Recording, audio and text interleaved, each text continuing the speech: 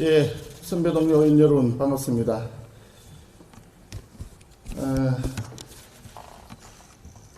지금 특검 얘기부터 좀 해야 될 것 같습니다. 특검이 어제 우리 추경호 전 원내대표 자택과 사무실, 그리고 또 우리 당직자들까지 핸드폰을 전부 다 압수수색을 했습니다. 정말 이해가 잘 안 갑니다. 모든 걸 다 떠나가지고 야당의 원내대표실을 국회 본관에 들어와서 압수수색하겠다라고 하는 것은 야당을 말살시키겠다. 그냥 야당 탄압 정도가 아니라고 생각합니다. 그리고 영장 자체의 문제에 있어서도 영장에 정확하게 어떤 범죄 행위가 있었는지라고 하는 부분이 명확하지가 않습니다.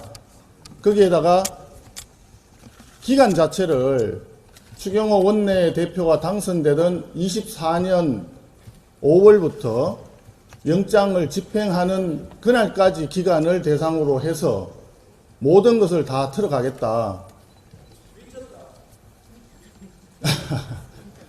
예, 이해가 되지 않습니다. 여러분, 조원석 특검은 뭐 타임머신 타고 다닙니까?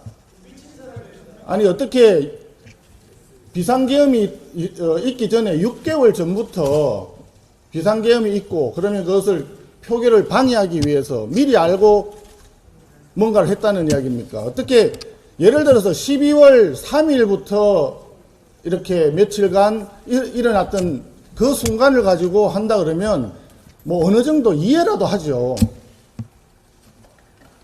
도저히 이해가 되지 않는 그런 영장을 들고 와서 국회 본관에 야당 원내대표의 집무실을 털겠다. 저는 도저히 이거는 묵과할 수 없다고 생각을 합니다. 맞습니다. 맞습니다. 그리고 그 날짜도 보니까 8월 29일인가에 영장이 발부가 되었습니다. 8월 29일 날 발부된 영장을 며칠을 계속 묵혀두었다가 하필이면 딱 말도 안 되는 최교진 장관 후보자의 청문회 날 그걸 들고 왔습니다. 사실 한두 번이 아닙니다. 아시다시피 우리 전당대회 충청권, 호남권 합동연설회가 있던 날 우리 500만 당원 명부, 개인정보, 계좌번호까지 털어가겠다고 당사를 압색을 들어온 무지막지한 일을 저질렀던 특검입니다. 근데 하필이면 우리가 지금 청문회를 하고 있는 날 그렇게 했고, 지난번에 또 존경하는 우리 권성동 전 원내대표님에 대한 부분은 우리가 연찬회를 하던 날 들어왔습니다. 조원석 특검에게 한마디 좀 얘기를 해주고 싶습니다. 정치적으로 야당 탄압 수사하는 거 어저께는 충분한 전과를 올리셨다고 봅니다. 전성공 기고 지적 원운지 을지문덕 장군이 한 얘기입니다. 전쟁의 성과가 많으니까 이제 만족한 줄 알고 돌아가시오라고 하는 건 이야기입니다. 그게 진짜로 전성공이 높아서 만족해서라고 을지문덕 장군께서 그런 이야기를 했겠습니까? 저는 제발 더 이상 그런 야당 탄압을 위한 그런 정치특검 그만 좀 해주기를 부탁을 드립니다. 아울러서 사실 여기 지금 굉장히 많이 써주셨는데 제가 지금 두서없이 좀 말씀드리는 점에 대해서 양해를 좀 부탁드립니다. 오늘도 지금 압수수색 영장을 들고 지금 1층에 와서 있습니다. 여차직하면 바로 우리 본관 2층에 원내대표실과 원내행정국 사무실 들이닥쳐서 자료를 다 빼가겠다, 이런 이야기입니다. 그 영장의 내용에 보면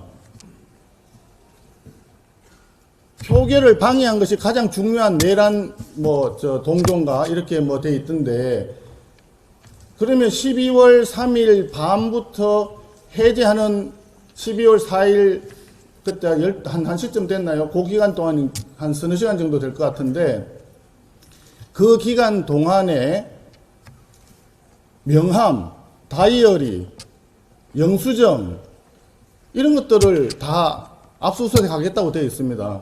그 한밤중에 명함이 왜 필요합니까? 영수증은 또 왜 필요합니까? 저는 도저히 그런 영장을 청구한 특검 이해가 안 되고, 또 그런 영장을 제대로 된 검토도 안 하고 발부한 법원도 이해가 안 됩니다. 직권남용이죠.